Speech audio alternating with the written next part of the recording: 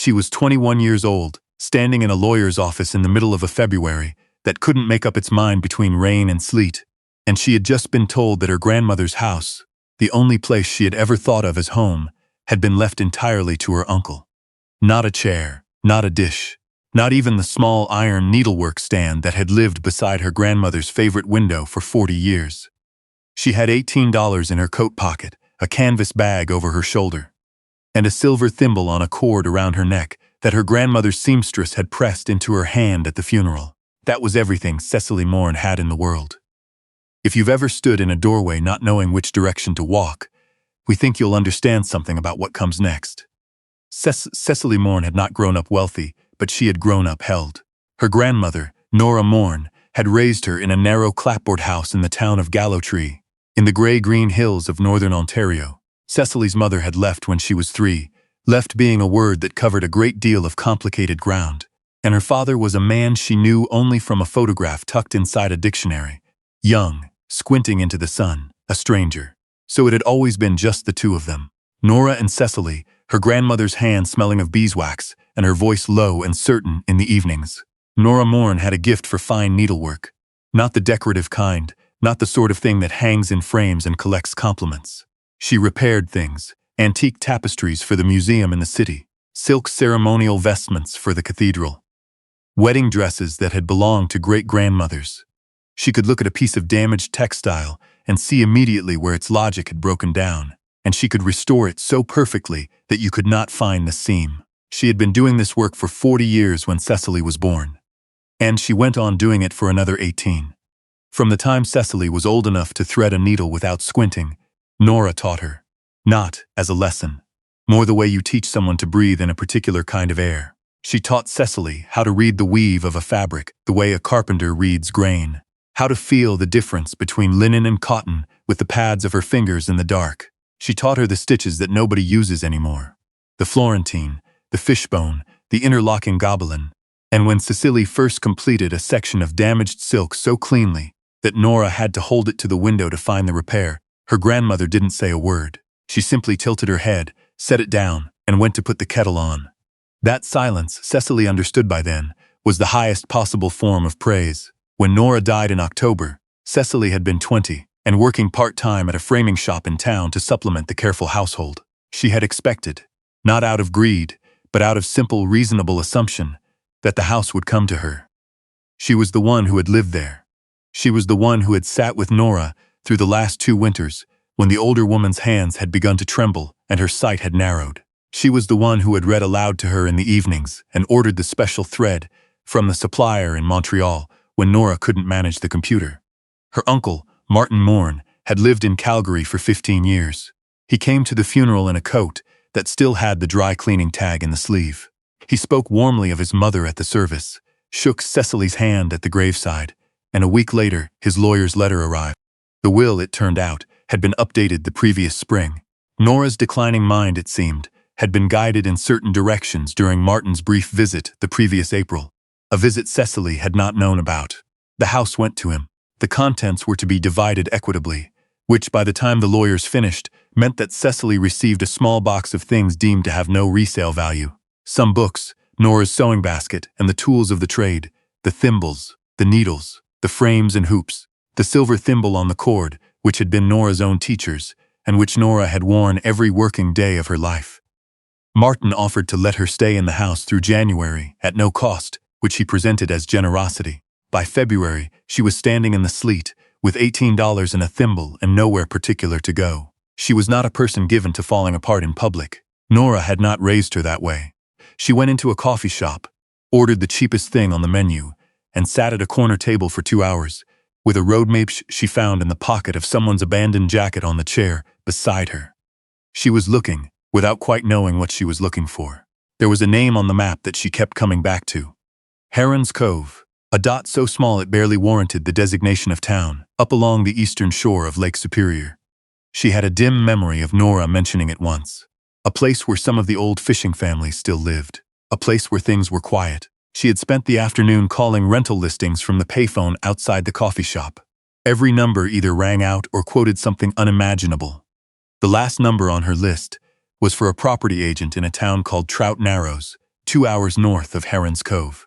The man who answered was named Calvin Stroop, and he sounded like someone who had been sitting in the same chair for 30 years and expected to sit in it for 30 more. She told him what she had. $18. Looking for something cheap, something nobody else wanted. There was a long silence. "There's a place," he said finally. "Old Lighthouse Keeper's Cottage. Crown land transaction, couple years ago. County's been trying to get it off the books since. No power, no running water. Last person who tried living there left after one winter. They say the place makes noise at night." "What kind of noise?" "The moaning kind," he said. "Storm off the lake comes up through the cove. Folks say it's the old keeper still walking the light." "How much?" Another silence. She could hear him turning pages. $15 and clear title. It was everything she had, nearly. She would have $3 left. "I'll take it," she said. "We want you to understand something about the moment that followed." Cecily Mourne was not naive. She was 21 and had been handed exactly nothing by the world, and she knew the difference between a dream and a decision. This was a decision. She made it the way her grandmother had taught her to make a first stitch in damaged silk. With care, with commitment, and with the knowledge that you cannot fix what you are afraid to touch. The cottage was on a narrow finger of land that pushed into the eastern arm of the lake, about a quarter-mile from the nearest road. Calvin Stroop had described it as a fixer. This, Cecily concluded upon first sight, was the way a man underplays a thing he wants to be rid of. The cottage was built of pale gray fieldstone, 2 stories, with a low attached outbuilding that had once housed the mechanisms for the old foghorn before the light was decommissioned. The roof was standing, which was something. 2 of the 4 windows were intact. The door was warped badly in its frame and had to be shouldered open, but it opened inside. The smell of cold lake air and damp stone and something faintly sweet and ancient she couldn't name. A main room with a broad fieldstone hearth, a narrow kitchen, a ladder to a sleeping loft above, everything coated in a fine gray silt. On the kitchen shelf, a single tin cup left by someone long ago. Others had walked away from this place. She could see why in the abstract. But she also saw the bones of it, and they were good bones. The stones of the hearth were well fitted, laid with a care that spoke of someone who had known what they were doing. The loft beams were sound. The outbuilding's walls were solid. She set her canvas bag down on the floor of the main room, sat down beside it, and looked at the empty hearth for a long time. Then she got up and started to work. The first week was about survival, honestly understood. She had no way to height the cottage until the hearth was safe to use, and she could not be certain it was safe until she had inspected the entire chimney. She found a long-handled brush in the outbuilding and spent a full day clearing decades of swallow nests and debris from the flue. She found, on her second examination of the hearth, that 3 stones in the back wall had shifted and would need to be reset before she could safely light a fire. She did not yet know how to do this, but she was very good at learning. The nearest settlement, a cluster of maybe 40 people in a handful of houses, was called Breakwater Point, a 20-minute walk along the shore. The first person she encountered, there was a man at the gas pump of a small combined store and fuel stop. He introduced himself as Life Strand, and he watched her with the calm, unhurried attention of someone accustomed to the pace of this shore. She explained her situation plainly.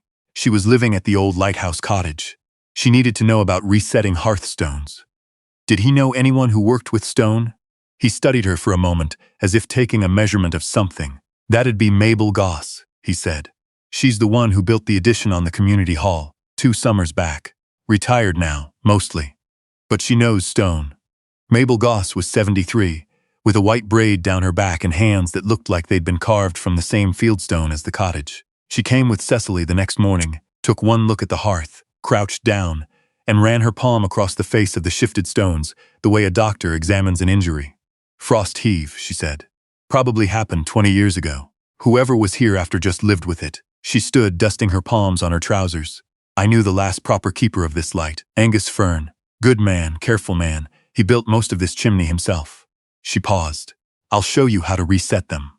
Over 3 days, Mabel Goss taught Cecily the logic of fieldstone work, how to read the face of a stone for its load-bearing direction, how to mix a mortar that would breathe with the freeze-thaw cycles of a lake winter rather than crack against them. She showed her how to use a stone chisel to clear the old mortar cleanly from the cavity, how to test the fit of a stone dry before committing to the wet mortar, how to finish a joint so it would hold. She refused payment, the way certain people refuse payment, with a quiet finality that told you it would be an insult to press.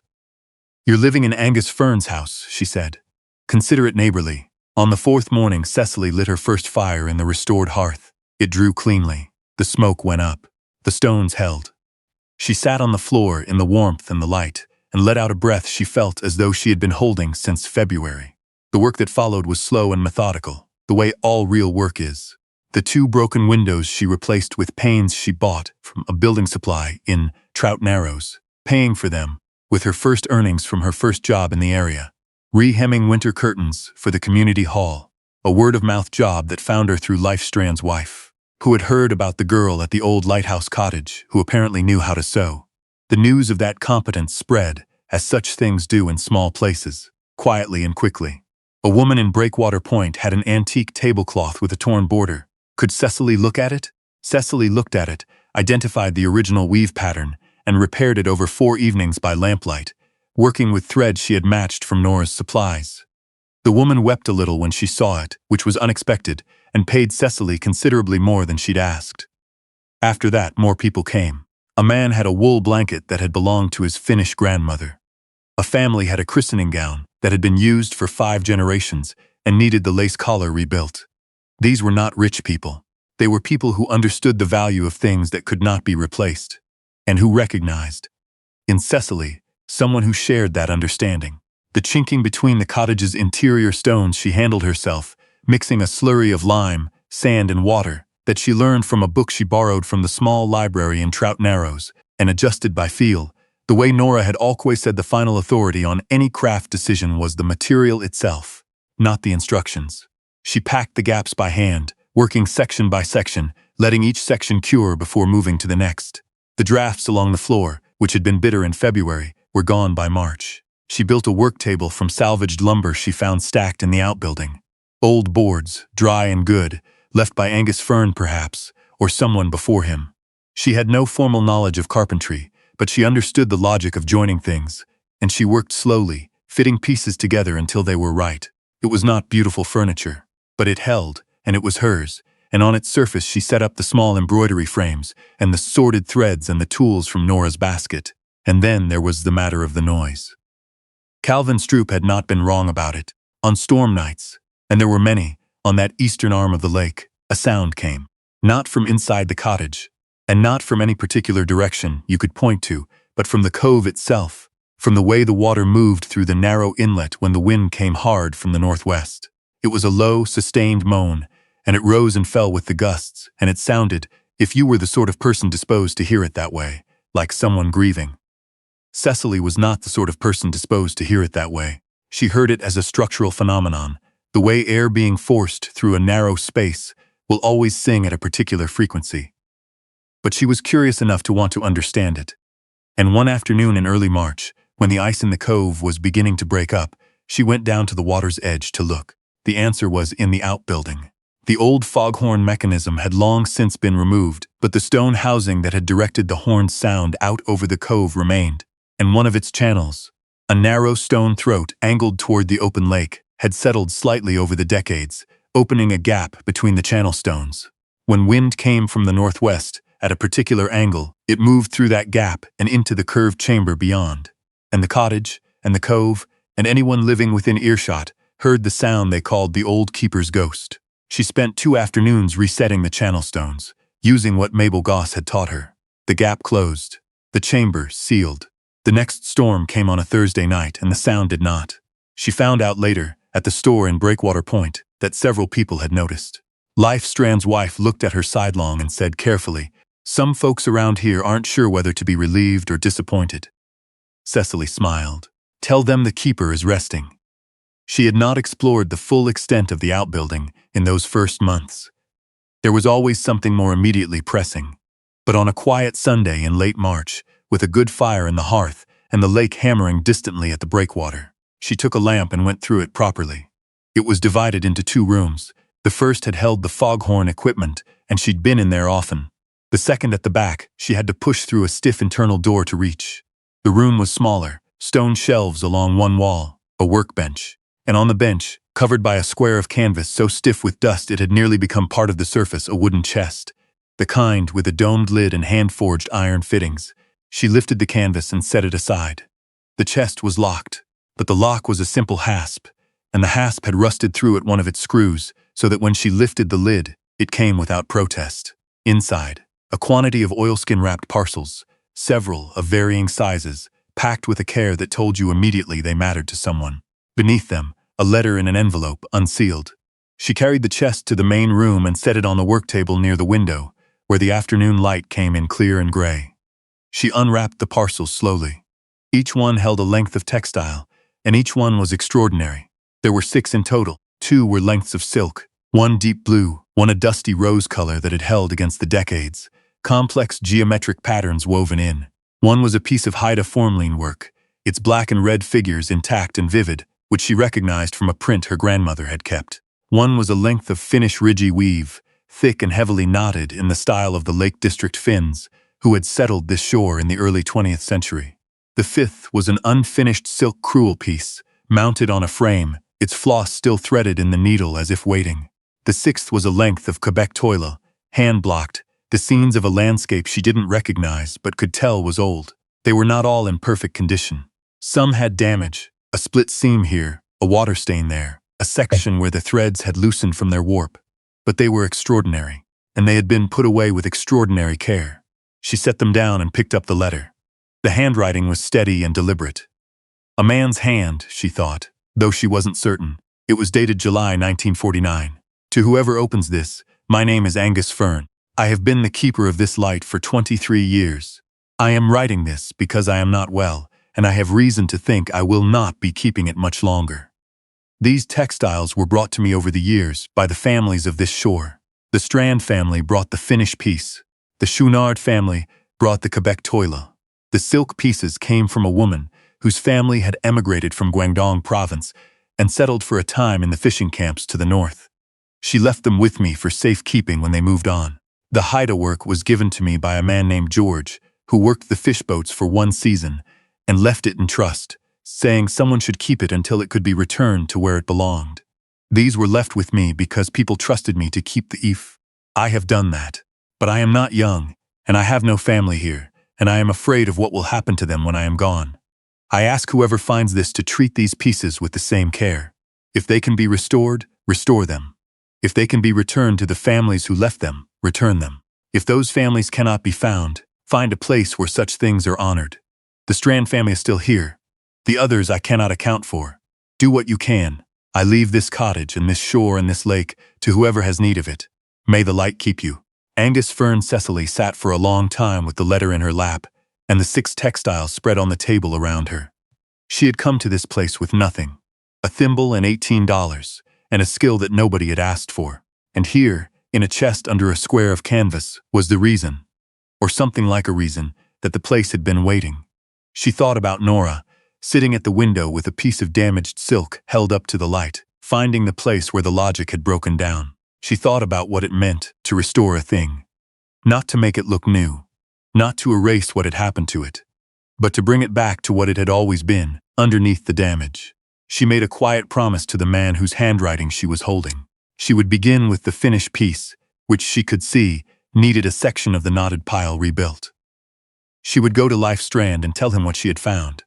She would ask him what he knew about the family, and whether anyone was left who might want to see it. She would do what she could. The first person she told was Mabel Goss, who came the next afternoon and looked at each piece in turn with the focused attention she'd shown the hearth and said only, "Good God." And then, after a moment, I knew Angus Fearn when I was a girl. He used to come into the community hall for the Christmas suppers. A quiet man. I never knew he had all of this. Life Strand came with his wife, whose name was Rita, and when Rita saw the finished piece, she stopped talking entirely for nearly a minute. She touched the edge of it with the tip of one finger and said, very quietly, that her grandmother had woven it, that she had thought it was lost when the old family cottage burned, that her mother had grieved it for decades. Cecily carefully repaired the damaged section and gone over the following 2 weeks rebuilding the knotted pile using a technique she'd found in one of Nora's books, and then adapted, testing on scraps until she had matched the density and the direction. When she brought it back to Rita Strand, the older woman held it for a long time without speaking, and when she did speak, it was in Finnish first, before she translated for herself. She had said, "It is as it was. That was the beginning of something." People started coming to the cottage, not with repairs only, but with objects they had held on to without quite knowing why.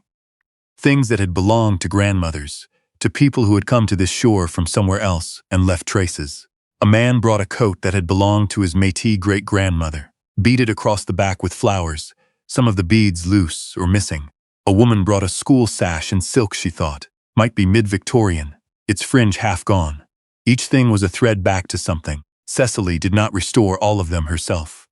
For the Haida work, she wrote letters, many letters, to institutions and organizations until she found a contact who connected her with a cultural center that had been looking for exactly this kind of piece. The conversation that followed, and the eventual return of the textile, took the better part of a year. But it happened. The ghost of the lighthouse, people in Breakwater Point discovered, was not a ghost at all, and the girl who had come in the sleet with $18 and a thimble turned out to be the best kind of unexpected thing. Someone who knew how to tend to what others had left. By the second winter, the cottage was warm and tight and filled with the smell of beeswax and linseed oil, the way Cecily had always understood a working place should smell. The work table was covered in projects. The hearth burned clean. The lake outside was enormous and cold and honestly beautiful. The way wild things are beautiful, without caring whether you see it. On the kitchen shelf, beside the tin cup that had been waiting since before she arrived, she placed two objects. Nora's silver thimble on its cord, which had been her grandmother's teacher's before it was Nora's, and a small, smooth piece of lakeshore slate, which Angus Fearn had apparently used as a paperweight, and which she'd found tucked under the corner of his letter, and which she kept because it seemed like the kind of thing that should stay in the place it had always known. Two things on a shelf, the skills she had been given, the trust she had been handed. She stood at the wooded window, one evening near the end of November, watching the light go flat on the water, and thought that this was something her grandmother would have understood immediately. That the finest repairs are never invisible. You can always find the seam if you know where to look. But that is not a failure, that is the record of care.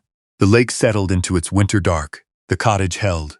We leave you with the same question Angus Fearn left in the air of this place 70 years ago.